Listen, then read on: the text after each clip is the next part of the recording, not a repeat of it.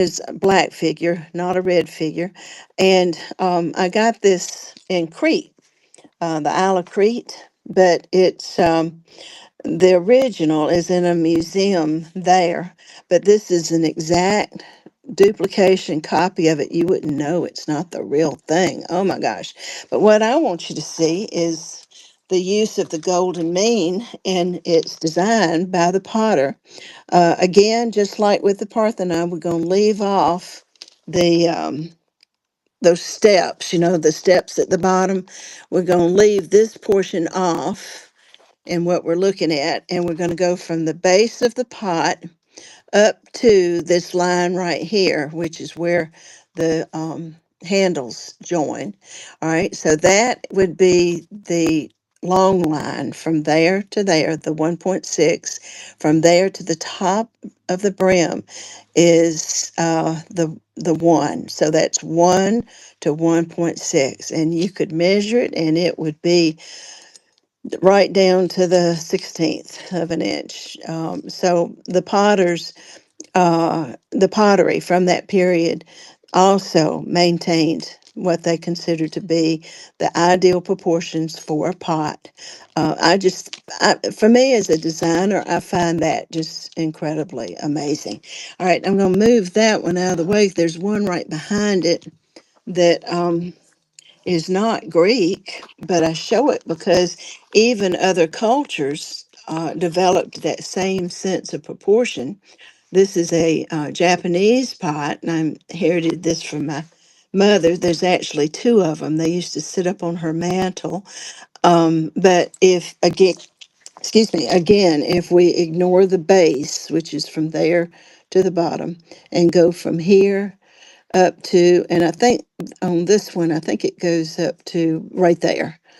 There's a line that runs right there. So from there up to there, and then from there to the top, that's the 1.6, and that's the 1. So the same proportions were used in this uh, urn or pot, and you can see it straight on right there. And it's why when we look at it, it looks familiar. There's something familiar about it, and it's because it has to do with proportions and what's considered to be the ideal for beauty. All right, I got one more example from the Greek period to show you, and be prepared. This is probably one of these most famous sculptures, and let me correct myself. It's not a Greek sculpture. It is from the Renaissance.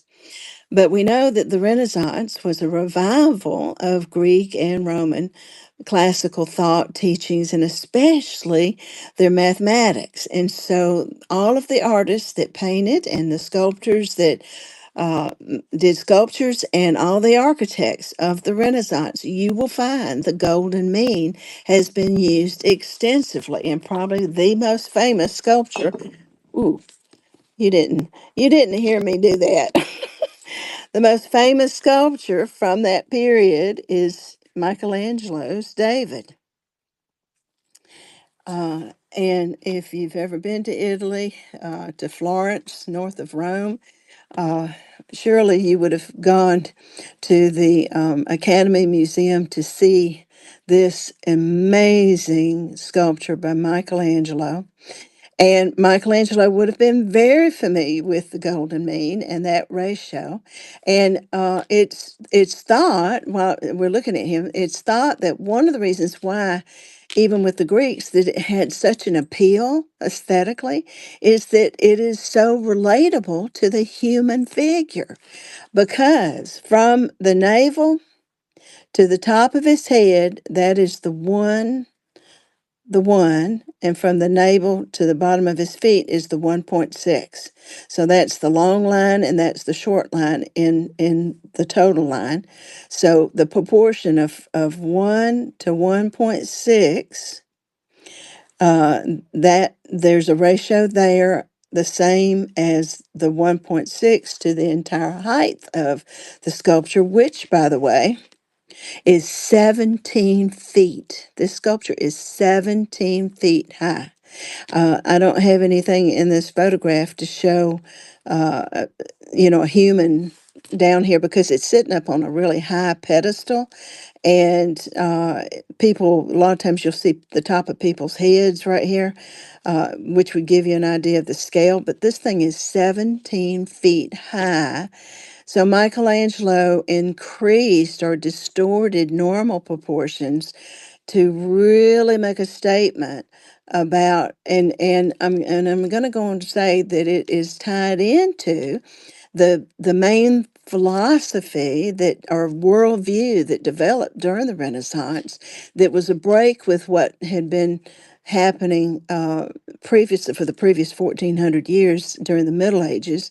And that is, the new philosophy was forming around what's called humanism.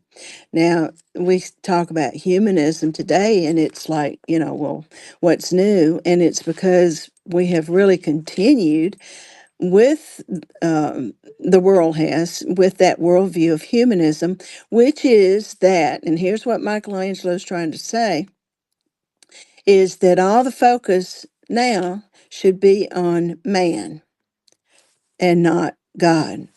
Man is capable of thinking and doing and creating, and so it's a very subtle thing. And you can, if you read about the history of the church during the Renaissance, you can see there was a huge struggle that went on because it was the beginning of secularism is exactly what it is. Now let me do this, okay? Because I want you to look at his hand. And I have used this. I mean, you can't teach a class in art appreciation at a for students that are getting their degrees in liberal arts. This is a required course. I mean, you can't teach the Renaissance without showing this sculpture.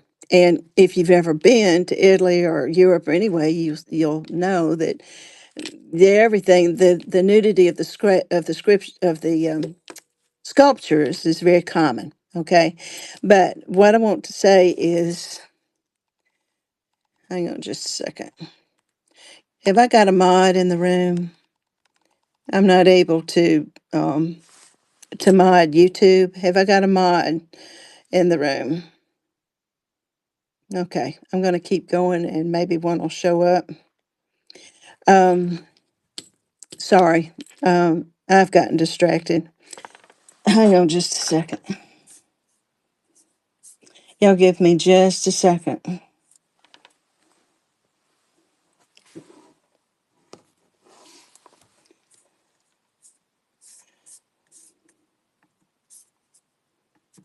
Just everybody hang tight in the room.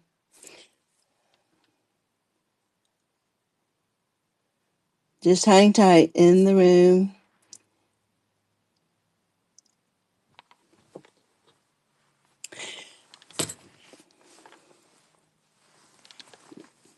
Sorry, I have not got a second device that's going to allow me to get over to YouTube and take care of that situation. Y'all just ignore him, okay? Um, where was I? Where was I? That every class of art appreciation, any university, um, okay.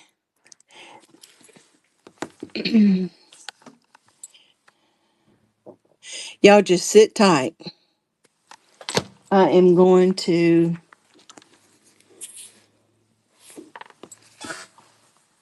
I'm sorry. I am so sorry, but this has got me so distracted. Darn it. And I'm sitting over here without my second device where I can call in a mod.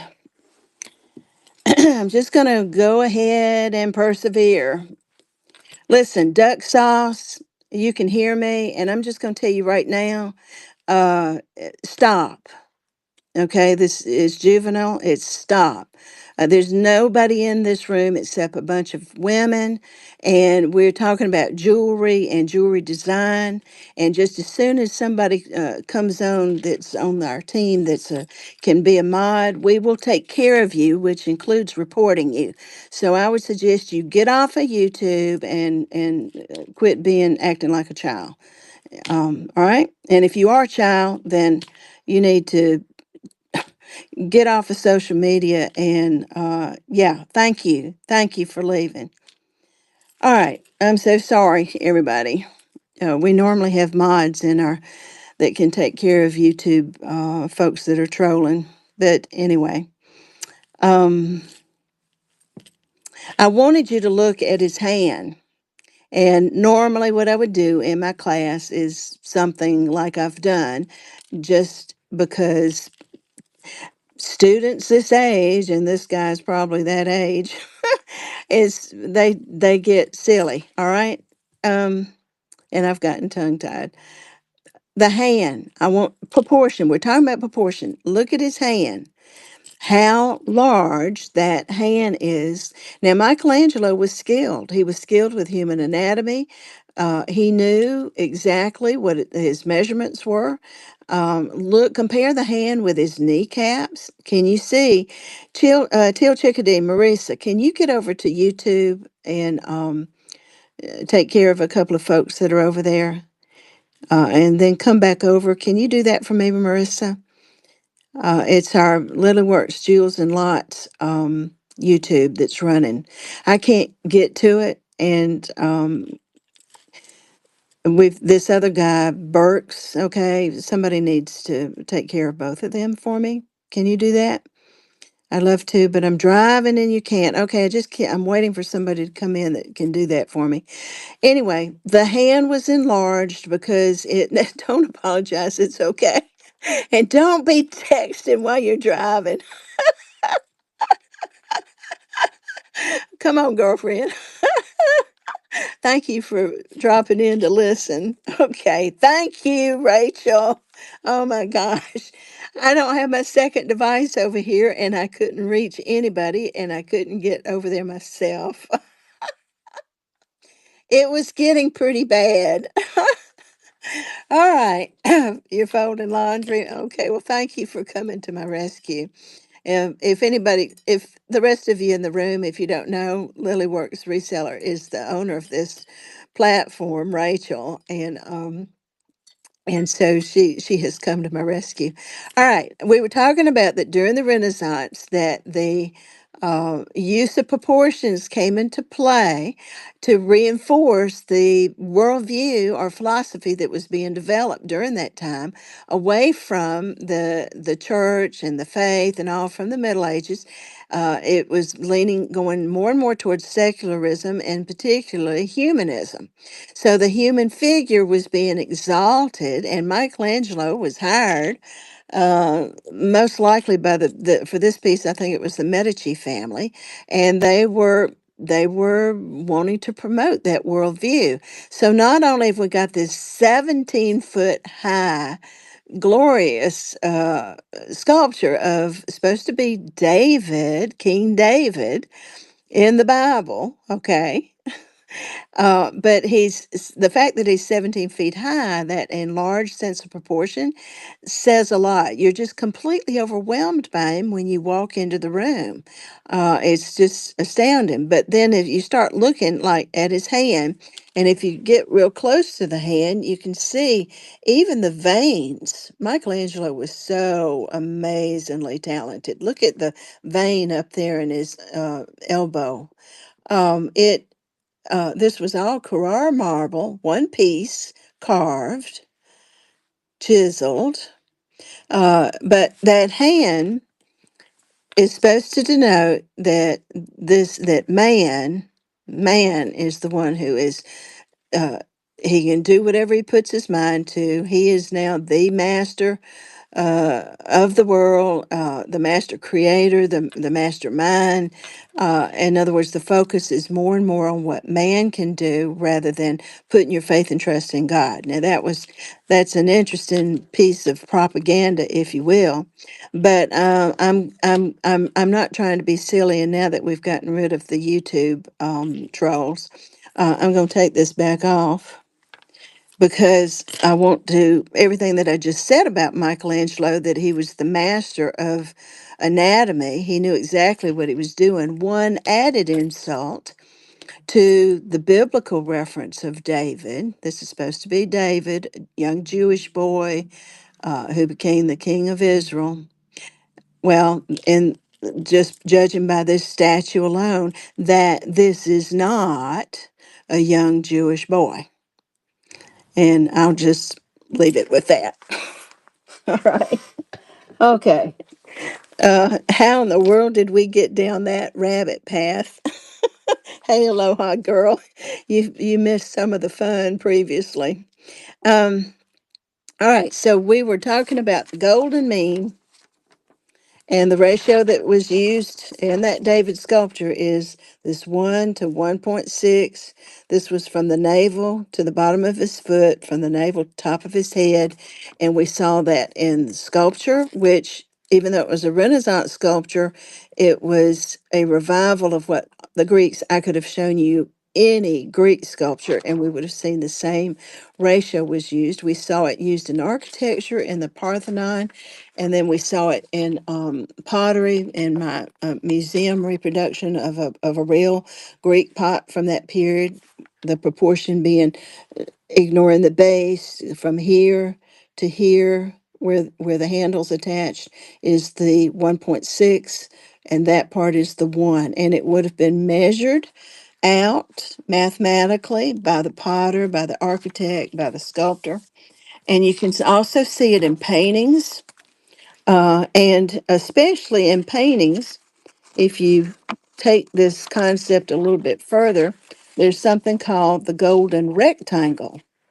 And we do see that in paintings quite a bit. Now, you're not going to see you're going to see the golden mean used in jewelry quite a bit. And we'll look at some examples in just a second. But the golden rectangle, you may not, but just because we're talking about the golden mean, I want to go on and talk about the golden rectangle. It is an extension of this ratio.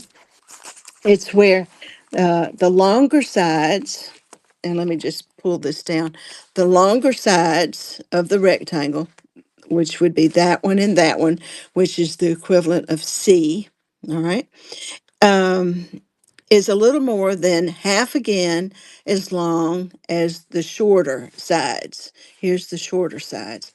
So this length is a little more than half again as long as the short side. In fact, you can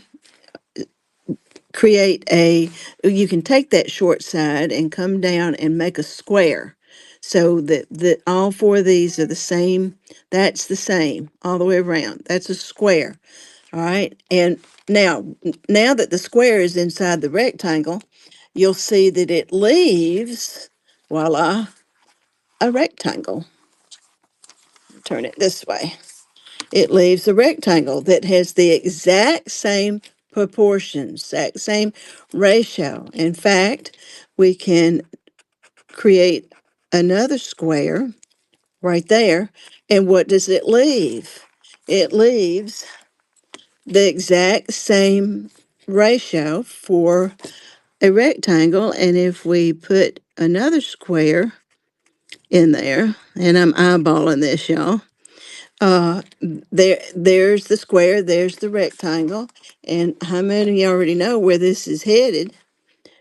It will go on into infinity. All right, square, rectangle, square, square, rectangle, square, rectangle, and I can't with this thick marker do any more. But to me, that is utterly fascinating from a mathematical standpoint, how that works.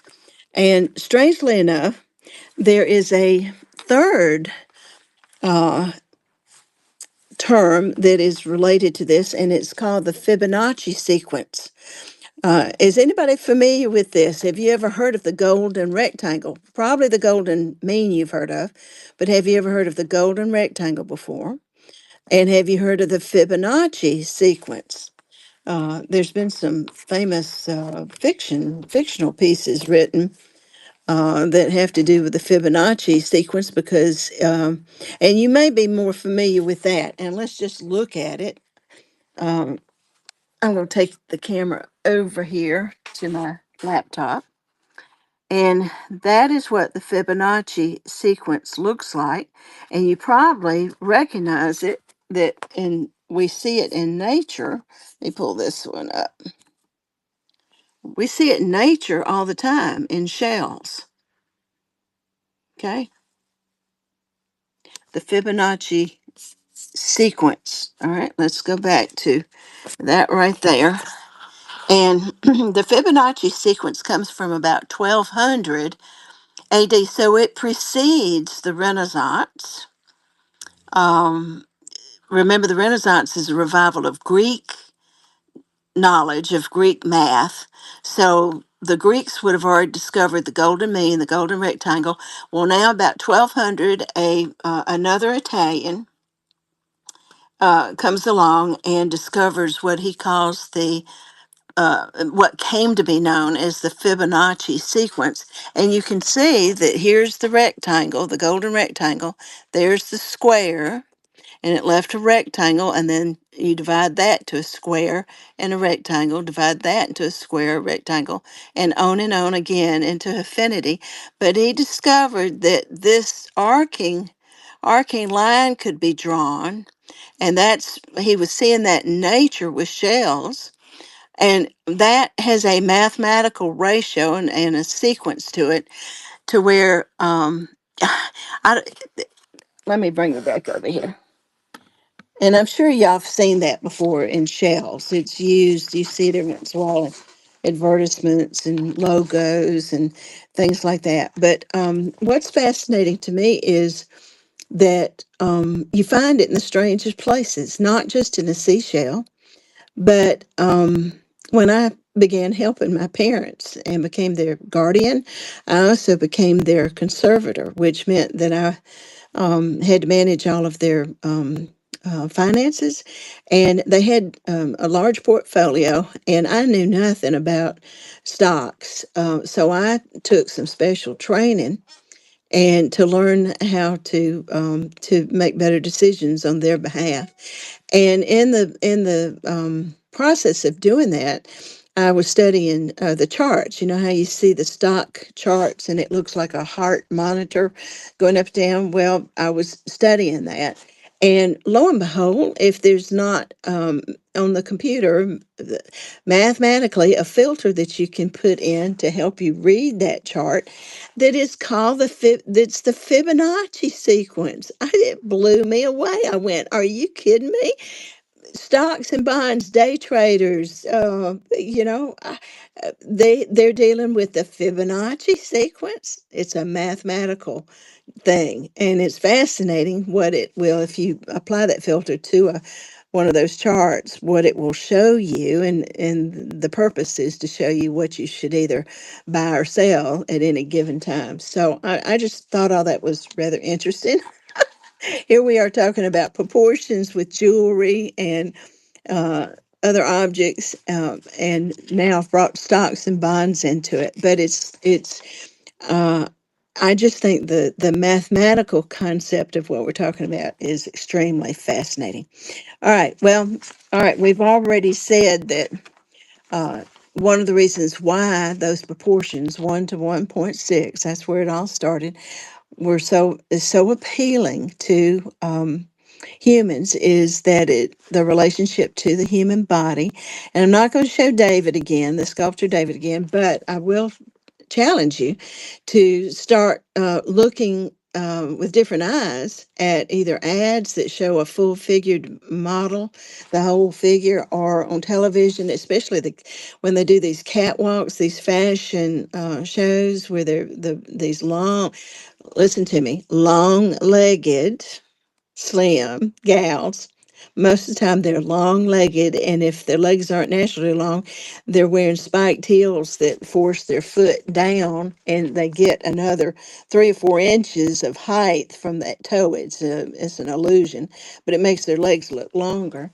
And you just kind of, if you can determine where their navel would be, go from the bottom of their toe to that navel, and then compare that from the navel to the top of their head, and just check and see, is it following what's considered to the perfect proportions? Most likely not. Interesting. Most likely you'll see that from the leg to the navel is much longer, okay, than the ideal. And so it makes me question, okay, well then what has taken over as the appeal? I'm just talking culturally, what has become the appeal there. But you hear about figures being short waisted. I'm short waisted, and are long waisted. And if you lined up women across, put a line of women up, and you could see their waist clearly, you'll see that some have like short waist, others have long waist. And when you look at them, they might be beautiful, but you've got a person, one lady in the group, and she's got those ideal proportions of one to 1.6, and your eyes will gravitate there. There's something about those proportions that are just universal and eternal, as far as I'm concerned. Let's look at a couple of pieces of glass here and be critical, okay? And I'm not saying negative, be negative, but be uh, critical in how we're looking at stuff.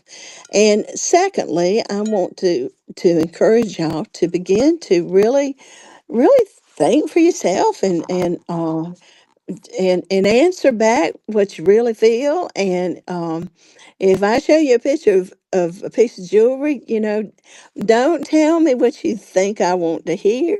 I want to hear what you truly feel. And it's only because I'm encouraging y'all through this entire series is to develop your aesthetic sensibilities and your ability to see beauty and to understand why you're reacting to it like you are, and then give you the vocabulary to express that. And if I'm successful, more and more of you will become more and more independent with your own ideas about such things. And when I say be critical, I do not mean be negative. I mean be use observation, description, analysis, interpretation, and finally evaluation, well, based on what you're looking at. Okay, the sum of all that you're looking at. So I'm going to be very honest with you. It doesn't mean I'm being critical in any way, but I've told y'all over and over again, just because something has been designed and manufactured and put into a catalog or put into a store somewhere does not mean it's good design. Just because an automobile has gone through the process and is on the showroom floor does not necessarily mean that it is a successful design. Sometimes things get designed because of fads, or just like I was talking about the models, that most of them today are not falling in those ideal proportions. They're really long legged. That's a cultural phenomena, and it won't last the test of time. It's always going to go back to 1 to 1.6. Trust me. And so I want you to uh, it to begin to be more independent in your thinking, and not just respond to how you think people want you to respond. Okay, I keep holding up this, and I wish somebody would tell me that knows glass what company made this. I am not a glass person. I know this pattern is distinctive, but if somebody would help me out, I would love to know a name for this. I do know that this one is Viking, and the reason why is, and it's still got its label. I wish this one still had its label. All right, we're looking at a swan, and when I look at it sideways, I'm trying to get it far away. When if I had it up on a shelf and had it turned like this, I do not like this little dish because the proportions offend my eye. Okay, if you look at it, look at from the base to here, look at that length, and then here, it's almost equal. So it's not meeting the requirement that I would have for perfect proportions. And I think it's why it looks a wee bit squatty.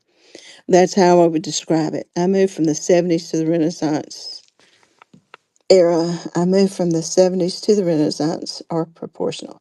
I think I'm missing a few words in that, Kathy, but continue on.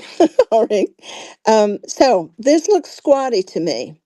But I do know that if you collect this glass, this pattern, well, that's going to kick in as far as your interest in it and your maybe reason to buy it. And I bought it because of the subject matter, because I've got quite a few here and I've got some others, but I've just got three in front of us here. So I collected it because of the subject matter, but I really don't like the dish. Well, before the show, I started looking at it and I thought, is there anything that can redeem this little fella? Well, let me look at it differently because not everybody would put it on their shelf square on like that, where those proportions don't work. And I noticed that if I turned it around that way, it does work. Look at that. From there to there, it's closer anyway, is the long line, and there's the short line. So that's 1 to 1.6. Do not the proportions look more pleasant right there, even if I just tilt it just a little bit? So I would put this thing on my shelf like this. It's more attractive to me that way then that way. And do you see why? It only has to do with proportions. Okay, let's look at when I keep popping that expensive pot. Let me move that back. Y'all hear me popping that thing? All right, let's look at this beautiful. Now, love the color. Is that not the most gorgeous shade of what? Lavender? It's, you might say pink. I don't know, and but it is a piece of Viking glass. So if you collect Viking, there's reason enough to buy it there. But when I look at it this way, again, I'm looking at this measurement and then this one. Again, it's just like the amber colored one. It's off and it looks squatty to me. So I started turning this one around to see, is there anything redeeming? And it's even worse there. It's just the proportions are just not good in my opinion. So there's I don't know, I might arrange it on my shelf kind of like that. And it lifts the back up and makes it look higher compared to the neck. But as far as Viking glass goes and the color, can't beat that. Well, let's look at this one. This one is just a piece of art glass, and I'm as far as the artistry is concerned, I'm fascinated with it. Look how they have clear glass and all of the stuff that looks like feathers on the inside. Is that not amazing? It's got good weight to it, and the clear glass is all the way around the thing with that tube of white in the middle. And then look at that honker, that red honker. And is that not a focal point? That's one of the things we've talked about. That hot color red really draws your eye. So, this is another thing with proportions. Sometimes where your eye looks first didn't we, when we were talking about balance? That makes that weighty, has weight because your eye is looking there first. So, interestingly enough, this is a reverse of the 1.1, and it works. When I look at this, it works for me. Except for the fact that this is so hot and weighty. The only thing that's bringing me back on over here on this side of the central axis is the fact that this curvy line leads your eye back over here. So that works. But look, here's the short line and there's the long line. So you've got 1 to 1.6. It's in reverse, but the proportions are there. So that's an interesting little phenomena. So that's just, understanding why do I react aesthetically to something and to others think, well, that looks squatty. But it is Viking glass. Okay.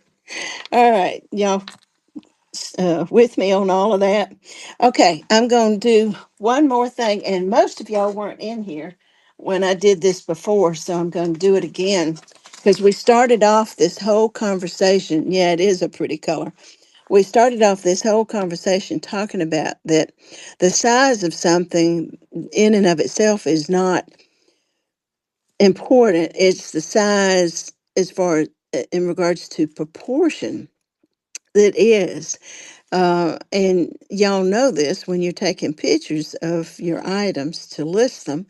Um, it's a lot of us do put the dimensions up in the description. Excuse me, but how many of you felt that it was wise to maybe put a quarter or a dime or something that would give a sense of scale into the photograph so that the person would have a better idea of just how big this brooch is or whatever. All right, so I'm going to do a little experiment with you to talk about that size in and of itself is not what's important. It's the proportions that are. So to do this, I'm going to have to cover up the camera for just a second. So don't be disturbed. And when I bring you back in, you'll see what I'm getting at. All right, I'm going to cover the camera. Okay, I get my stand out of the way and bring this up. All right, boom. That's what I want you to see. What are we looking at? Well, it's a bug. It's a pin, a brooch, and we can tell it's made of seed beads. But we really don't get the full impact aesthetically of this brooch until I put something in the picture that gives you a sense of scale. And then you go, oh my word. In fact, it's like so creepy. I don't even want to keep my hand there. Let me get you back on the stand so that the camera's not shaking. But look, look. Am I not getting any sort of drop jaw in the emojis? Okay. Look how big. Look how big that thing is. It is a pen. And whoever designed it, uh, ooh, I mean, ooh, ooh. It's like, and I don't know the intentions of the designer, other than it makes a statement. What's making the statement? The size, but its proportions is what is getting you. I bought this not only for a couple of reasons. One is that everybody that knows Pack Rat Queen knows I'm in love with seed beads, and I can get that wonderful sense of texture. But the bug thing, I bought it because I wanted to actually use it for this example. Y'all know my bug hat that I wear, my cap with all my bugs. Look, look, look. If I were to put that on my cap and wear that out, sort of reactions do you think I might get? And all because of proportions. the proportion of this particular pin or brooch. Okay. All right, let's play this game again, and then I'm going to start selling some stuff. Uh, Let me get my stage here.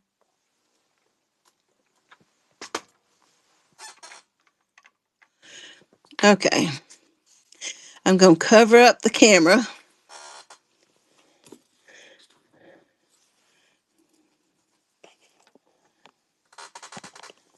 All right, and the big reveal.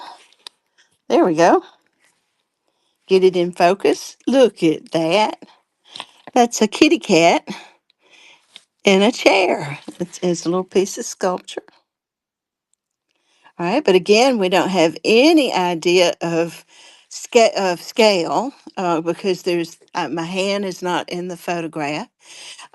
But if I put that down with it, well, now we begin to get a size comparison. All right, but then look what happens when I add that. All right, now here's my hand so that you can get a size comparison for the bigger piece. Now, do you see just how small that is right there? Is and what? How do you start responding? Well, Granny's Vintage has already said sweet. It is sweet, even if you didn't know the size of it. But y'all, now it has become. Oh, look at that! Is that not cute? Look, is that not precious? Listen to the emotional response coming from me, responding to that little tiny cat ceramic uh, little sculpture sitting in that chair. So, size does have, and proportion does have an effect on your buyer and their aesthetic response to it. Okay. Was that fun? Did y'all enjoy that? All right. That is the teaching of proportion in a nutshell. And you should question when you see something that has been exaggerated. This is exaggerated, it has been reduced in scale for an emotional response versus this piece that you look at and you go, wow, that's pretty. It's got beautiful gold gilt in the glazing and the pattern that's on it. And I mean, that's typically how my cat sits, and sweet face and a whole different type of emotional response than this little piece. And even these two little pieces. Their small little size evokes that same sort of, oh, look how cute that is. All right. I think that's one of the reasons why, what's the name of that company that made these little tiny uh, ceramic pieces? I can't think of them. Why they were so popular is that they were so small in size, proportions. Okay. All right. Well, let's do this. Let's start off by, would anybody like to have this little baby? Would anybody be interested in having this? I'm going to do a combination of kind of, you tell me to run, or I'll just start running stuff, but I would sell this for, let me see if I've got what my choices are. Hang on just a second. Let me look at what my choices are. I've forgotten already.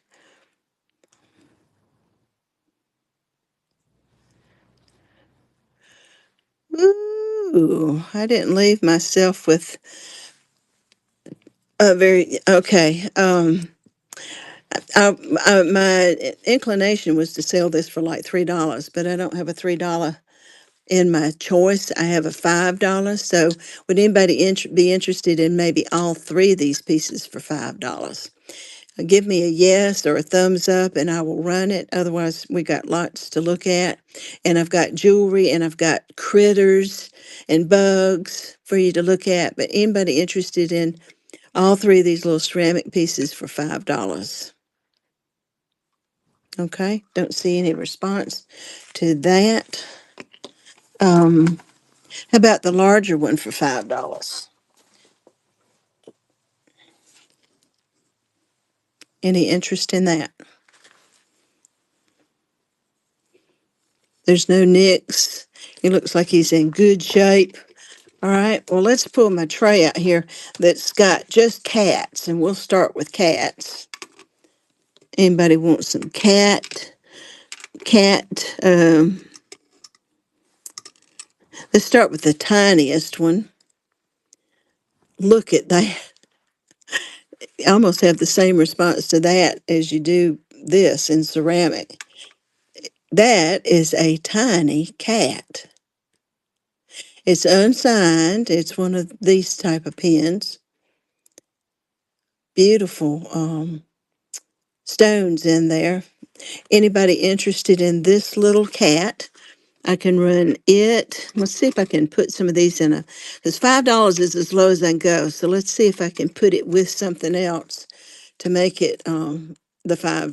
Here is another blue one with that's silver toned. It's got some attitude. That is cute. Okay, these are, I think they're all unsigned. All right, these two pens for $5. Just tell me run. I'm gonna keep going until somebody tells me to run something. Okay, all right, we can come back to those. All right, I've got a larger silver cat, good pen structure. How about these two for $5? Two silver tone cats for $5. Okay, all right, I've got a little kitty with a Christmas, I'd say a Christmas bow and green eyes. Pen's in good shape, and it's not marked. Okay, again, and there's two of them. So both of them for $5.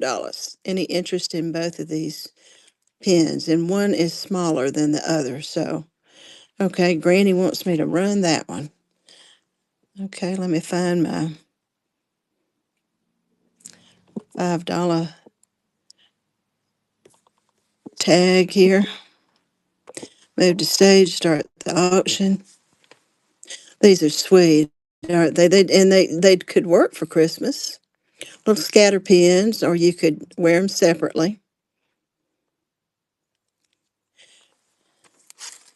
Granny's Vintage, I know your first name, and my mind is just leaving me. Granny's Vintage. I've got a cheat sheet started here. Can you tell me your first name again so I can write it down when you get through the bidding? I won't interrupt your bidding. All right, you've won that.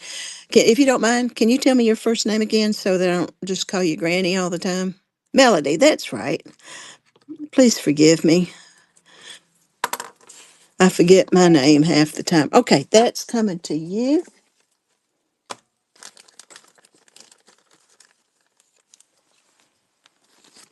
Thank you, Melody. And I'm going to have to stick a, it's number one at $5 to Granty's Vintage.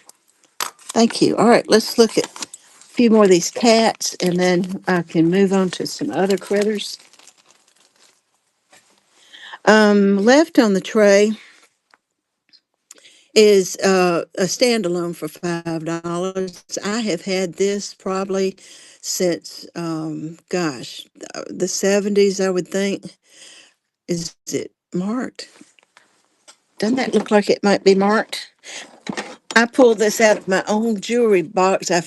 I dumped everything into a cubby. Let me look at it. Uh, excuse me while I'm looking at that mark. Hmm.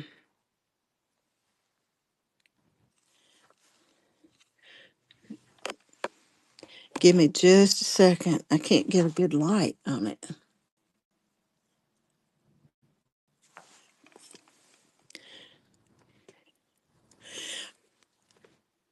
I cannot read it, but it is signed. Let's just put it that way. And I would have bought this in Atlanta, like I said, in the 70s. Uh, and as you might recognize, it's Egyptian.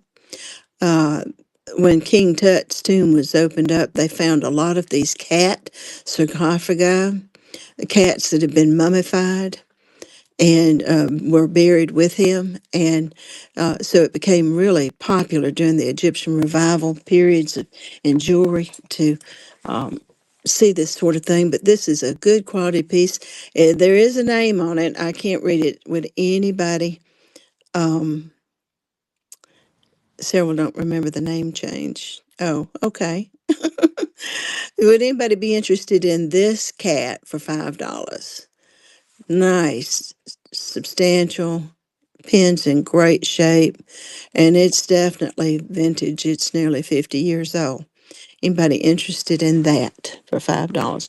All right, the only thing I've got left are a pair of little earrings that are just, this is just, that's a faux turquoise, just a sort of a pot metal, but they are cute little kitty cats. And I could bundle those earrings with that, another silver tone, or that one. That doesn't, well, it doesn't really go. But anybody interested in the silver tone cats for $5? I'd bundle these together for 5. All right.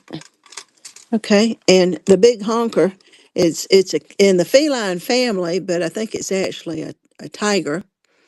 And what I'm doing is showing you scale here. From this to this, look at that. This is one big pen. And um, let's see if it signs. Let me just see. I should have it marked if it was. All right, I don't see any signatures in there. But this is a heavy, substantial piece, and I could probably sell this for, let's see what I've got. I think I've got a $9, and I know that's a lot less than what I paid for it, but I am trying to move um, the stuff out. So $9 for this piece. Anybody interested in this cat before we leave the scene? $9. All right. We put that over there, and we can always come back to it. Okay, let's look at the stuff on this tray. And first, I want you to see the size, the differences in size. Here's that big old, huge bug. And then we've got in size coming down these two. They're both really nice. And then the next size down are these, and they're still pretty big. Look at that. Isn't that gorgeous?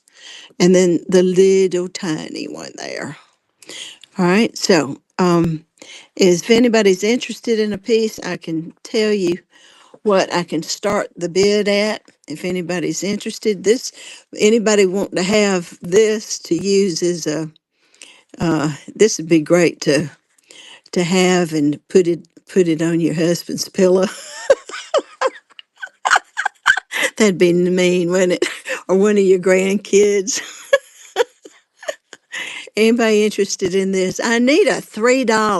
So I'm going to have to bundle some stuff because I don't have a $3 thing, but that's probably, it'd have to go for 5.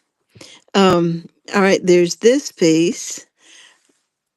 Beautiful stones. Look at those 3 at the end. And let's see.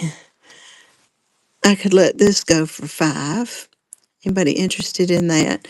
The pin structure is in good shape. In the back, it's not marked, but it's got open navets. A lot of good light coming through. Anybody interested in this? I need you to tell me to run it or a thumbs up or a yes. Okay, there's that bug for 5. And same, hey Kathy, thanks for joining. Here's another glorious bug. Look at those rinds. Look at those stones. And they're pear shaped. Isn't that nice?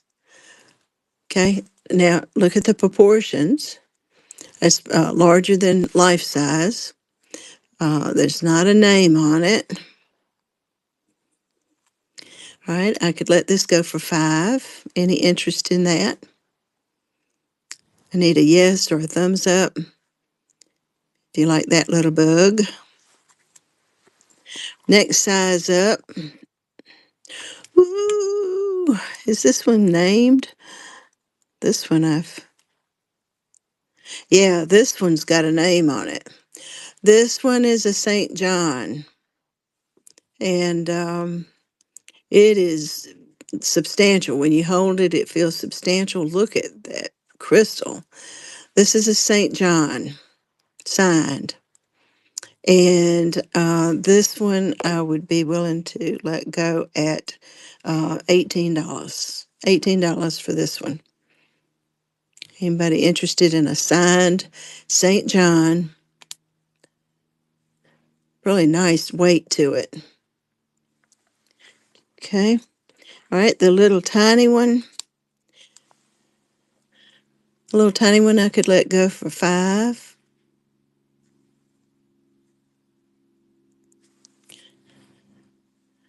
Okay. Let's see. Okay. How about both of these for 7?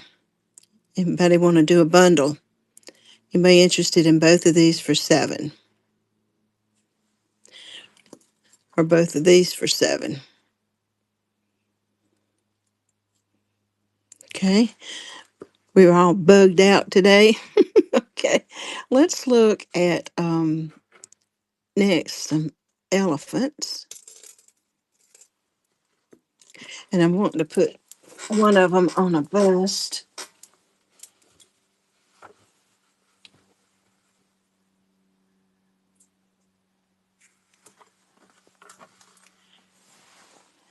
We're going to look at elephants next, and we're going to start off with a Heidi Doss. Absolute beautiful color of a blue green tertiary color. And then look at the color combination on that. We've got blues and reds and greens, blue, red, and green. There's no yellow, so it's not primary colors. So it's analogous, blues, reds, and greens, analogous colors.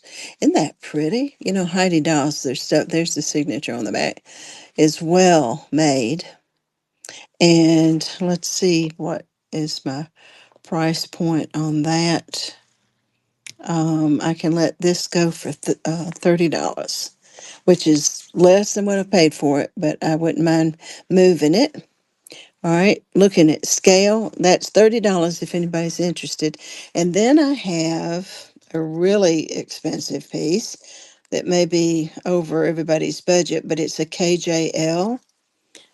Look at that.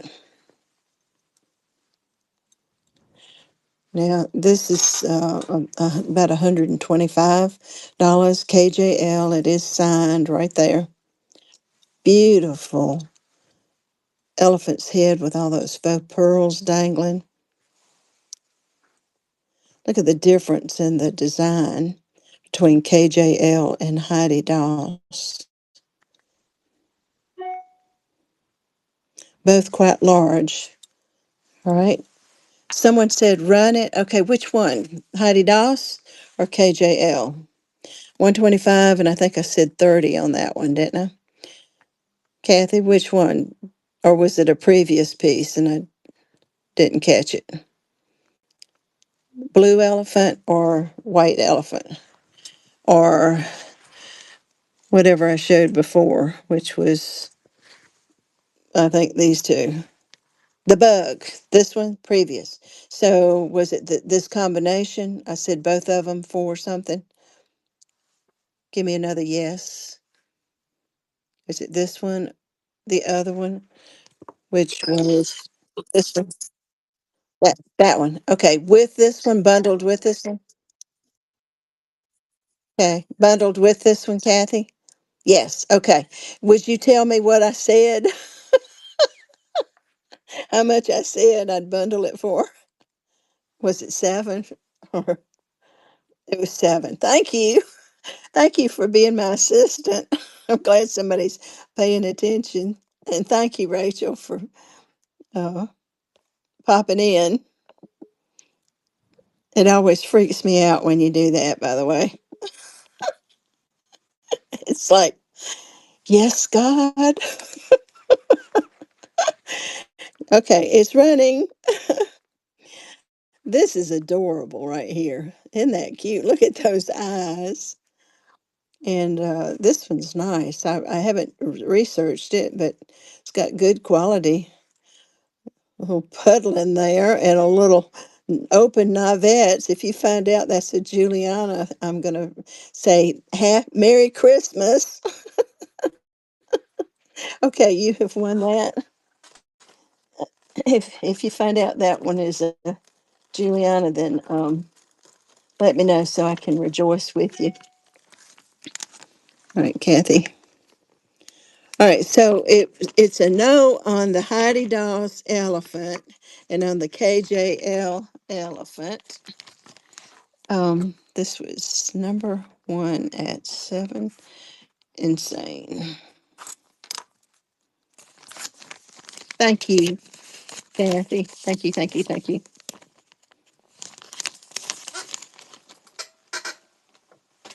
Okay, we were looking at elephants. Okay, we looked at Heidi Daus, then we looked at KJL. We're still kind of paying attention to proportions. The next one down in size is this one. It's in silver tone with little tiny green eyes. Beautiful, like a blue. What would that be? Like a blue topaz? It's not, but that's just a red cabochon and a little green thing at its nose. And is this sign? Let's see if this one's signed. Yeah, it is. It's an Atwood Sawyer. Atwood, that's how you spell it. Atwood Sawyer, which I'm not familiar with, but that must be the name right down in there. Okay, I can let this go for $13. If anybody's interested in this one, it's a nice size brooch right there. I love that red cabochon on the top. Anyone interested in this beautiful little elephant for 13? A signed Atwood Sawyer.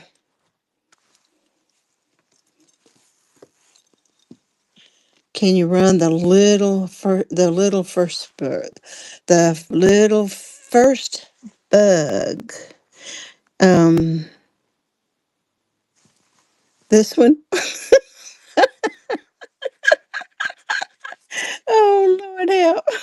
Melody. That's the first bug I ran. I think the first bug, I think it just sold. Here's what's left. Look down in the tray. They're the bugs that are left. That little tiny let me do this. Are you interested in that little red ladybug? Is that what you were interested in? A ladybug? Because I have more. Anybody interested in I ring the ladybug? And get the stage moved around. Um, that okay. That is not That's not it. Oh, come on, Melody. Don't you have somebody in your family that you could terrorize with this thing? Okay. Is it the ladybug that you were wanting? Give me a yes or a no because I'm going to just show you what we're faced with over here. These are all my critters. And eventually they'll all be made available, but I'm sure I have got a ladybug if you want me to check it out. Otherwise, that's the only bugs I've got. But I'm not going to take the time to dig down in here unless. Uh, oh, here's something cute. Here is a leaf with a ladybug on it. I could let that go for $5. Interested in having, look, it's got rhinestones down the stem. The little red one is what you were wanting. All right, well there's one on a leaf, but I'm almost positive I've got another one. Give me just a second to dig through here and find it. I've also got a cluster of ladybugs, if you can't make up your mind. Um, oh. I'm dumping them on the floor. Okay. Hold on just a minute. Don't y'all get impatient. I'm looking for a tiny little ladybug. I did find a tiny little ladybug that they're earrings. Would you be interested in that? Oh, you want the leaf one? Irene? Okay. It ain't part of the leaf, yeah. Look at this. Look at this. Look, they're little pierced earrings. Is that not crazy? Talk about size. Oh my gosh, those are tiny. Okay, so you'll take the leaf one. All right, let me take it out so you can see it just a little bit better. This is a fun brooch here. It's got rhinestones down the stem. Typical little ladybug that's already eaten part of the enameling is gorgeous. Okay, I can run that for $5.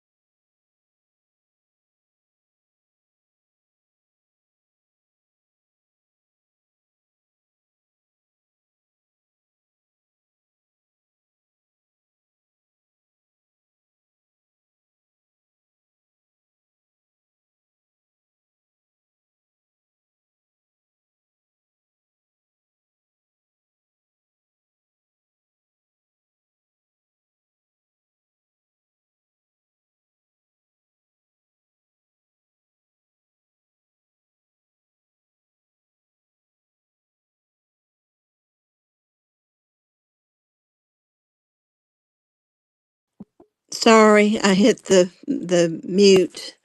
Okay, I was saying this is $5. Uh, it's unsigned. There's the back. The back's in good shape. $5 for that beautiful enameled with a little tiny rhinestone in its eye. And then I've got this one that I can sell for $5. It's totally gold tone with a red eye, throwing his trunk up over his head. The clasp is in good shape. Neither one of those are signed though. Okay. I love the crab. Kathy, you know what, Kathy? I actually bought this for you. Did you just order something earlier? Did you buy something earlier? Was one of those yours? Did you buy something earlier, Kathy? Talk to me. Okay, I'm going to gift you with this then, okay? when you said something, it's been a while back, that you just loved crabs, and somebody then right after that had this for sale, and I thought, I am going to buy that and give it to my friend down there that lives in the sand with the crabs, and treat you to that. Look at those AB stones. Oh my, this is really pretty. Okay, girlfriend, I'm going to stick that in your box. All right. From me to you. From me to you. Put it in with your bugs over here. All right, that's a gift. I'm glad I saw that while you were here. Okay, we have covered all the elephants. Nobody into elephants today. I'm excited too. No, okay, and we added a bug over here. This one's articulated, and let me. I can't stand these hanging tags with the threads. I can let this one go for $9. It's three. It's got a Japan dark on the back. The clasp is good. It's articulated. Who doesn't want a grouping of ladybugs that move and jingle? But the material it's a base metal, but it's heavily enameled. But isn't that cute? Look, some rhinestones. So anybody interested in that? And then I had found these little earrings when we were looking for ladybugs.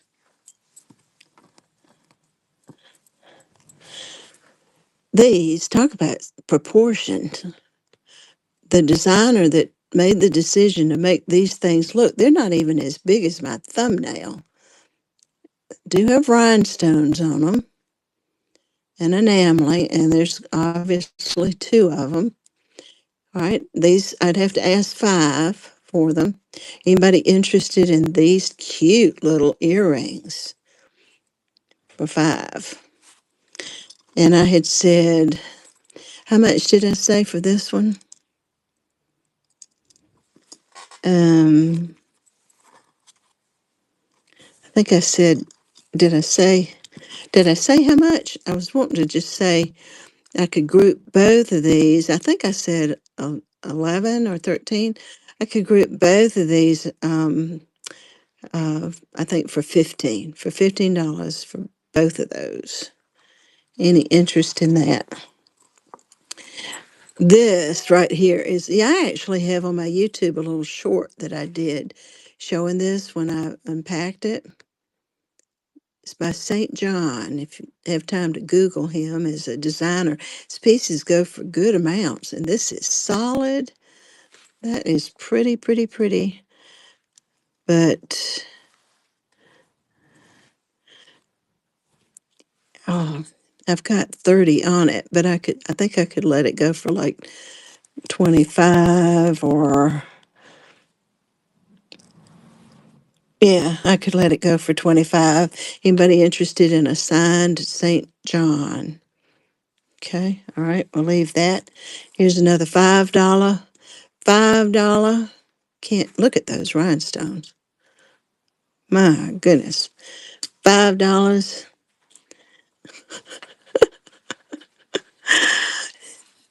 This, I ought to stick this in somebody's bag just to scare the living daylights out of them when they open up their stuff. Okay, let's move on from elephants to owls. Oh, Lord help. Let's move on to owls.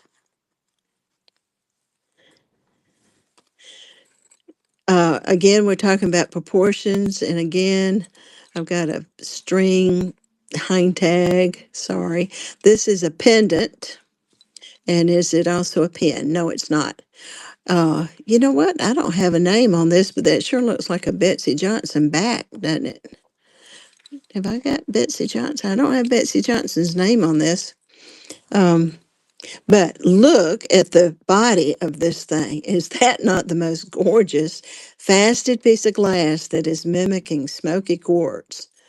That is astounding. And then there's two, they're not Rivoli, but they're like reverse um, shaped rhinestones. See how they're flat on the top, the table, and then they stick up? That is exquisite. And I could sell that for, let's see what I got. I can sell this for $18. Anybody interested in this for 18? And look at the back. It could be a Betsy Johnson. It could be that there was a chain that had the hang tag and it's gotten gone somehow or another. But you could just, put it back on another chain or torque. Wouldn't that be pretty on a torque? What'd I say? 18, y'all remember? And it's articulated. That is nice. Okay, something totally different. Except that it's still an owl and it is smaller, proportionally smaller in size. And guess what? It is a ring. How fun is that? Let me see. Okay, I could get ask. Let's see. I think I've got a $7 price. $7 for that. It's kind of a stretch, but it's just a fun party ring. But look at the stones. Anybody interested in this for $7? Lots of pretty stones on that, and of course it would fit. Probably any finger. I got it on my index. I like fun rings like this. The question is, which way do you wear it? I would wear it with them facing me like that. Look at that. Anybody interested in that owl ring for $7? Welcome in. Staying alive, welcome in. Okay, we're still talking about owls. Now we've gone to one that is a good bit smaller compared to this one. And this little baby is $5. It's unsigned, the clasp is good. It's got no rhinestones on it, it's just gold tone. Just a sweet little pin. This be good on my cap. $5. And then the last one is another $5 owl, and it's got a red cabochon.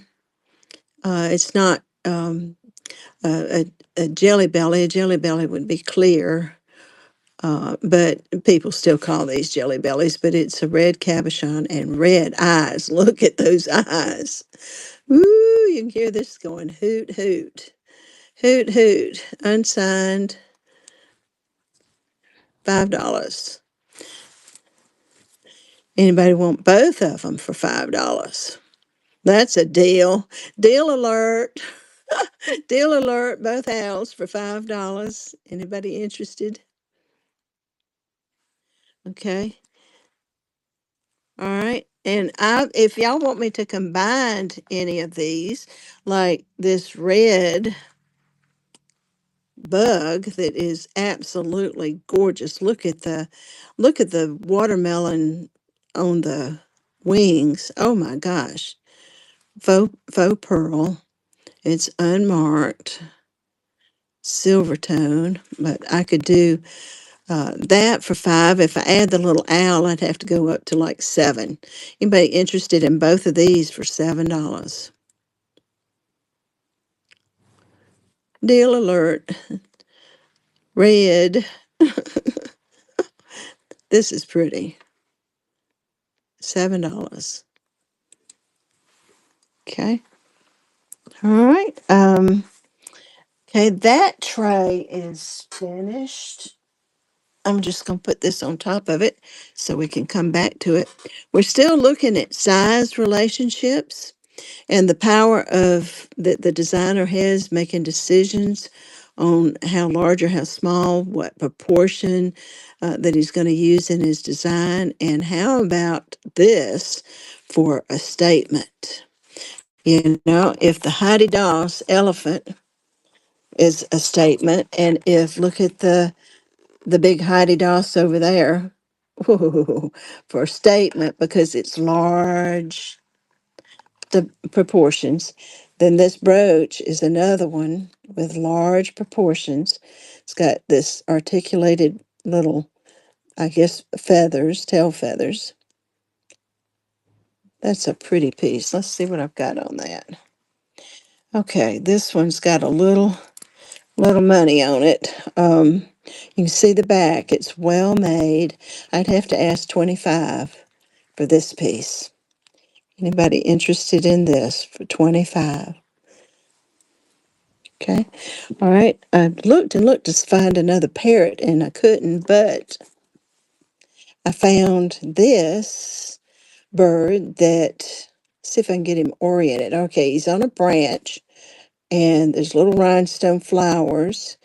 There's his tail. I don't know what kind of bird that would be. Is that maybe a woodpecker with that big old beak on him? You think that's a woodpecker? Look at the enameling on it. Gorgeous, gorgeous. But let's look at it in comparison. And you see how big this is in my hand. So this is sort of a medium size in comparison. All right, it's unmarked, got a nice coating on the back. And I could let this go for $7.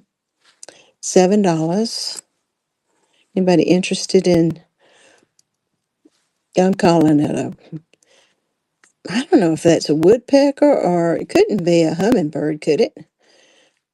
Its little nose doesn't seem like it's long enough. But I love the enameling on it. This is well made.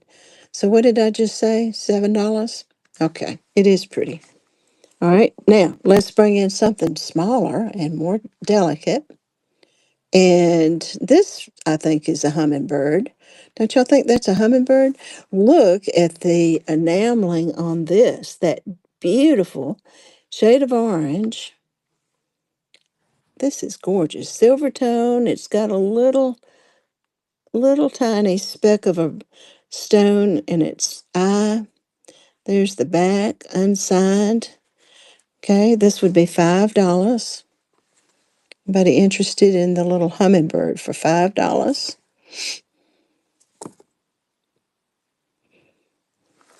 Okay. I think I had said, what did I say for this one? 7. I think I said 7 on this, and I asked 5 for this.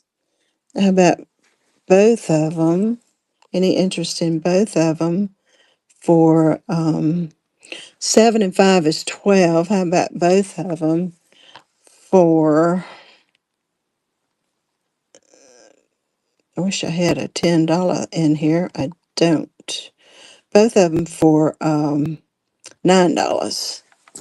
So I'd said 7 and 5, and I'm bringing, which is 12, and I'm bringing it down to $9 for both of them. Any interest in that? 9 for both. Okay. All right, let's move on to frogs. Let's go to the big one first. Ooh, the person that sold this to me. Now, we see this shape of frog quite a bit, and it is relatively flat in its profile. And this person always says, she said, every time I see that frog, it makes me think of a poor frog that's been smushed on on the street. I went, no, that's gross. No, no, no. It's beautiful. He's just hugging the ground, laying low. He is laying low. But look at those rhinestone eyes, and he's encrusted with stones. There's the back, unsigned. I think he's unsigned. Yeah, and I could let him go for, and I could let this go for $5.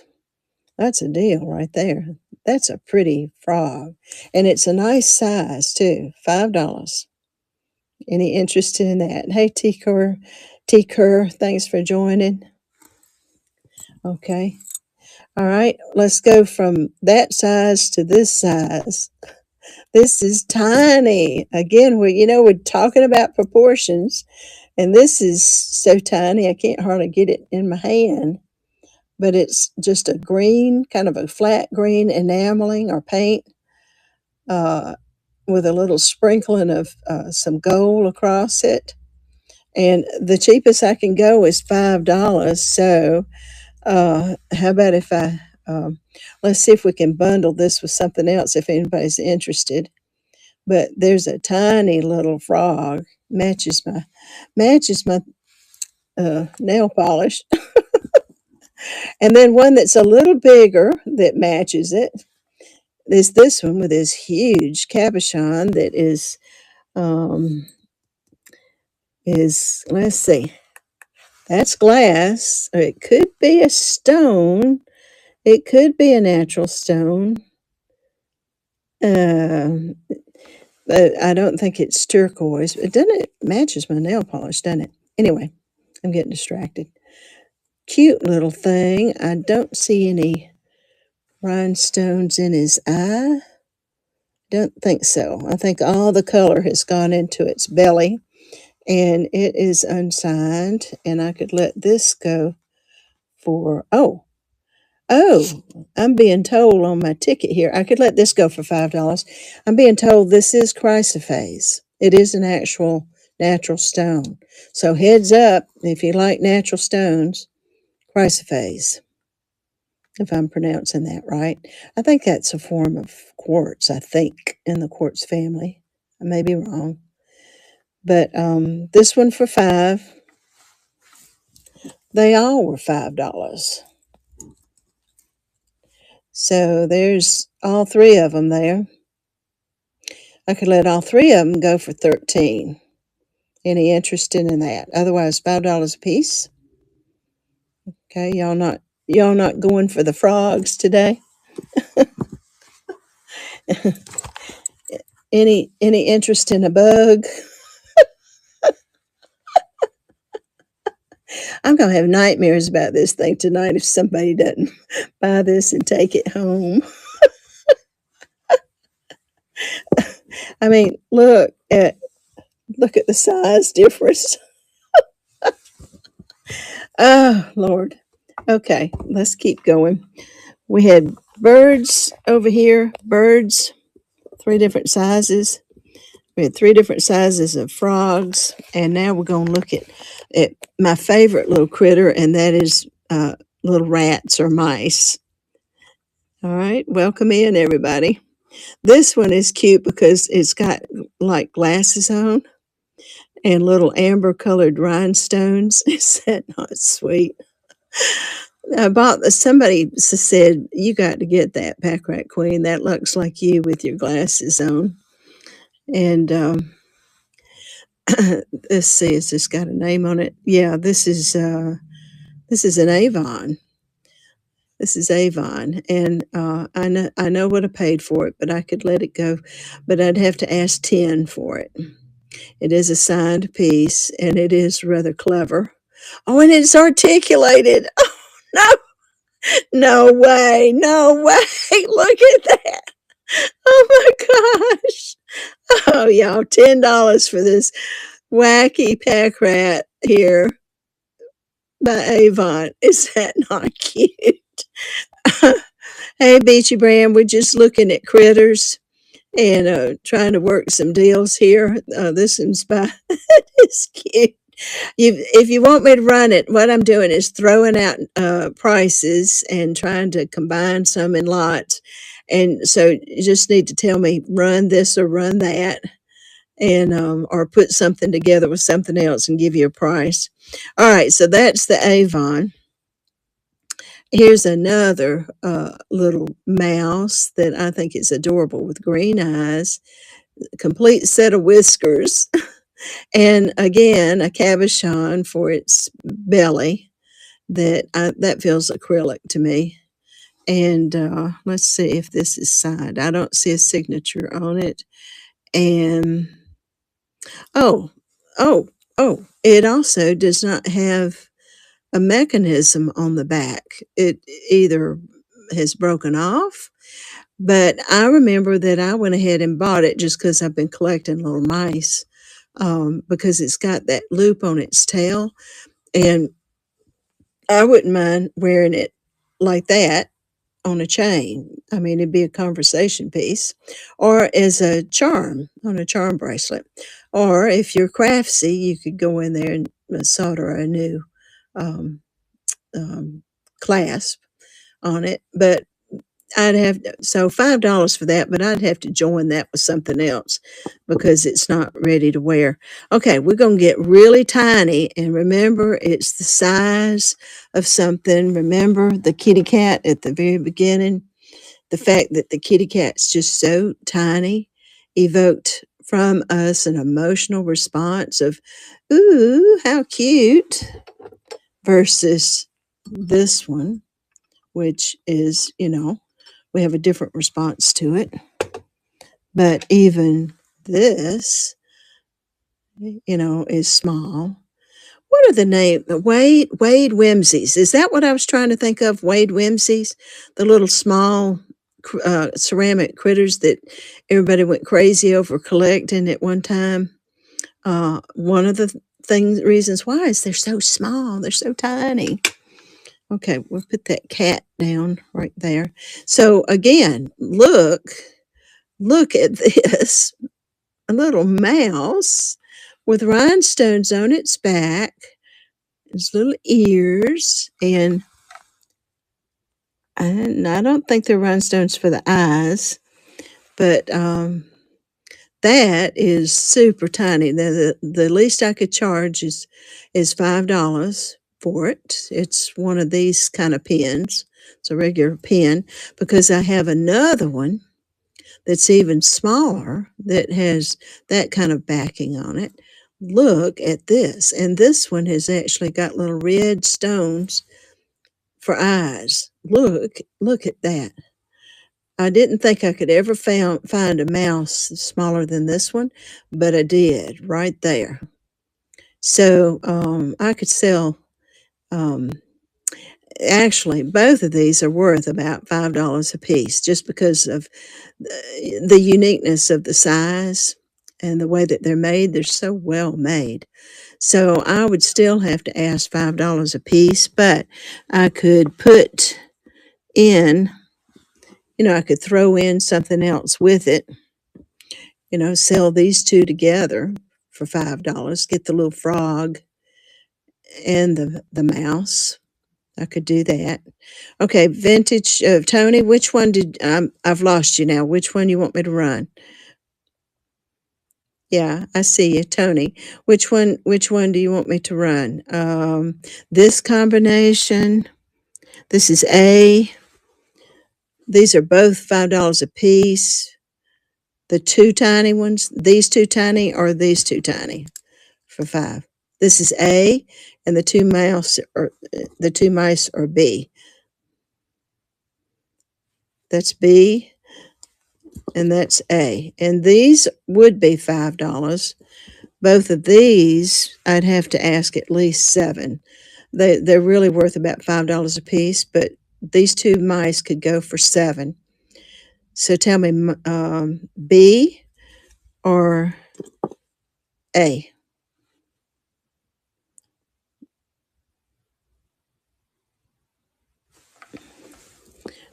Okay, or we could do this. Let's see. There's the medium size, the really tiny one. Yes, the tiny mouse and the frog. Okay, so it was the really tiny one, right? And the frog. And I said I'd do both of those for 5. Say yes, both for 5. Yes. Yay. Okay. Thank you for being patient. I don't normally like to auction like this, but I hang on just a second.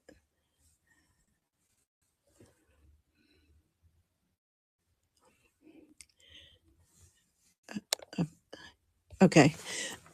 But I didn't really know any other way to do it today other than just give people an option. of which ones they'd like. I didn't want to run each piece. Tony, thank you. Thank you so much. That's running for $5. Two little tiny, tiny proportion. Tiny, tiny, tiny. And Tony, did you see the bug? Tony, did you see this one? We've been teaching on proportion. I don't think you've been in here the whole time, but as proportion goes,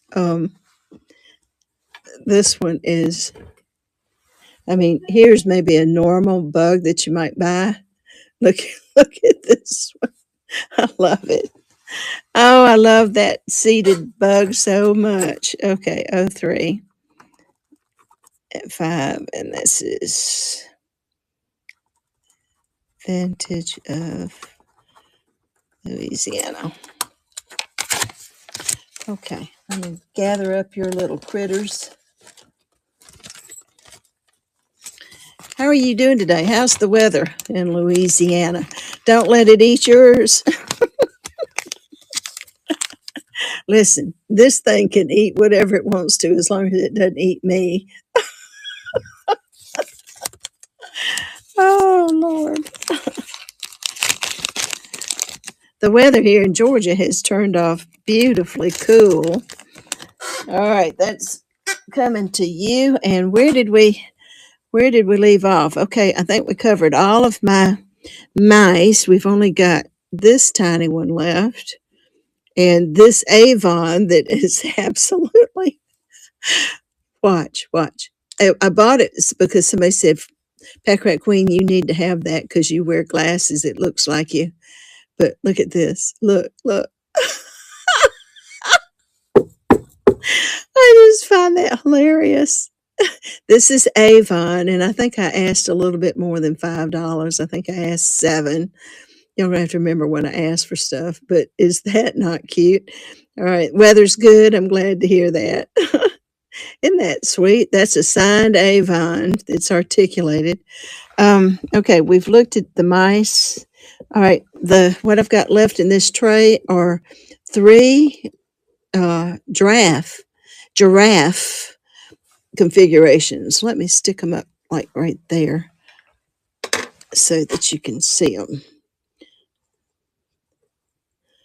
And that one's not going to cooperate. Well, okay. There we go. You can see the different sizes on them. This one is really accentuating those long legs and long neck. And this one I could ask $5 for. Just really pretty gold with that black matted sort of enameling in there. Pins in good shape. Let me close it back up. All right, so that one's $5. This one is 2 giraffes that are entwined. Isn't that pretty? With kind of a cream color enameling. And this one I could ask $5 also. And it's unsigned. That's pretty. And then the last one is also $5. They're all $5 a piece. Any interest in the giraffe? And this would be A, B, and C up here. Anyone interested in one of these giraffes for $5?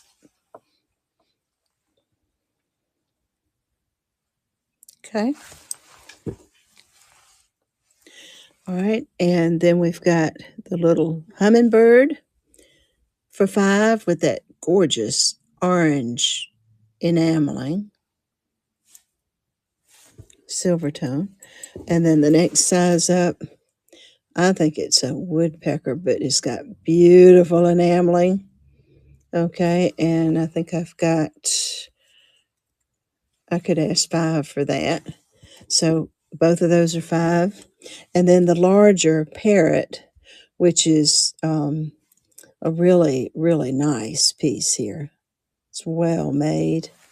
And I think I had 23 maybe on that. It's a little bit more, but it's bigger too. And all of those stones, goodness, 23. 5 each, 23. Okay. The frogs, $5, $5, and that is a natural piece of chrysoprase. Beautiful specimen. Look at the veins running through it.